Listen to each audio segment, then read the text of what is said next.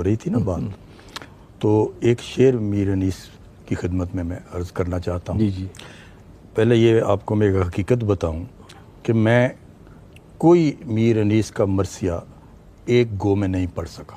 واہ. پڑھا ہی نہیں جاتا. تو اس کے لیے شعر ہے: کبھی پڑھ کر انیس غم رقم کے مرثیے دیکھو. واہ.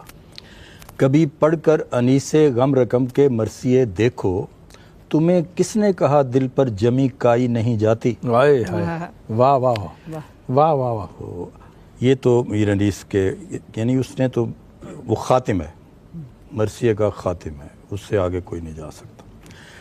تو اب بات ہم کر رہے تھے تخلیقی ادب میں کربلا کے حوالے، برصغیر تک میں. جی بر صغیر میں اور اردو میں خاص طور پر. تو اس میں آپ یہ دیکھیں کہ ایک پوری لغت مخصوص ہو گئی ہے رسائی ادب کے ساتھ.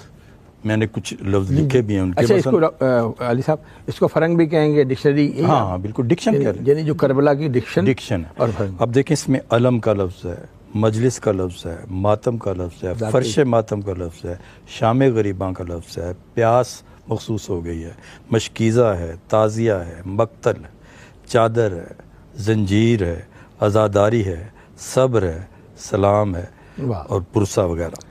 یہ ہے ڈائریکٹ. میں یہاں روکوں. جی. اس سے پہلے ان لفظوں کو یہ اعتبار حاصل نہیں تھا، بولے تو جاتے، یہ انسلاک نہیں تھا، یہ ایسوسیشن، یہ بولے جاتے، تلازم نہیں تھا یہ. ٹھیک. اچھا اب یہ دیکھیں، وہ لغت کے معنوں میں استعمال ہوتے تھے، اب یہ پس منظر کے ساتھ استعمال ہوتے ہیں. اب اس طرح سے استعاراتی الفاظ ہیں بات، جو استعارے بن گئے. یعنی آپ انکار کی بات کرتے ہیں تو دھیان ادھر جاتا ہے. جیسے میں یہ کہا کرتا ہوں کہ ہر جو ادبی روایت ہوتی ہے وہ کسی نہ کسی تصور انسان پر کھڑی ہوتی ہے، اور وہ تصور انسان جو ہے کسی بہت بڑی مقدس شخصیت سے بنتا ہے. جیسے بدھ لٹریچر جو ہے وہ کسی زبان میں بھی لکھا جائے تو اس کے پیچھے گوتم کا آرکیٹائپ کام کر رہا ہوتا ہے، اور مسیحی لٹریچر کسی بھی زبان میں لکھا جائے گا تو اس کے اندر سے جو بڑے انسان کے خد و خال ابھریں گے اس کے پیچھے حضرت عیسیٰ علیہ السلام کے خد و خال کام کر رہے ہوں گے. ہمارا جو لٹریچر ہے اس کے پیچھے رسول اللہ صلی اللہ علیہ وسلم کھڑے ہوتے ہیں مثالی انسان کے طور پر. تو اسی طریقے سے یہ جو رسائی بات جب بھی آپ کریں گے تو اس کے پیچھے جو فرد کھڑا ہے وہ حضرت امام حسین کھڑے.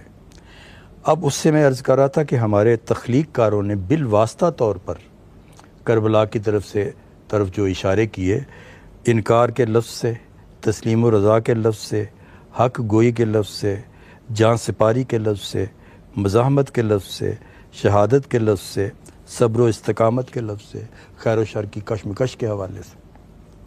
اب دیکھیں فیض صاحب کی ایک بڑی مشہور نظم ہے، آج بازار میں پابا جولاں چلو. جی. اب میں سمجھتا ہوں اس طرح کی کوئی نظم ایسی اردو کے پورے ادب میں نہیں ہے جو کسی نصب العین کے لیے جان سپاری کی خاطر سرمستانہ سفر دکھا رہی ہو. خاک برسر چلو ہوں بدامہ چلو، راہ تکتا ہے سب شہر جانا چلو، حاکم شہر بھی مجمع عام بھی، تیر الزام بھی، سنگ دشنام بھی، صبح ناشاد بھی، روز ناکام بھی، ان کا دمساز اپنے سوا کون ہے، شہر جانا میں اب باصفا کون ہے، دستے قاتل کے، اب دستے قاتل دیکھ، دستے قاتل کے شایاں رہا کون.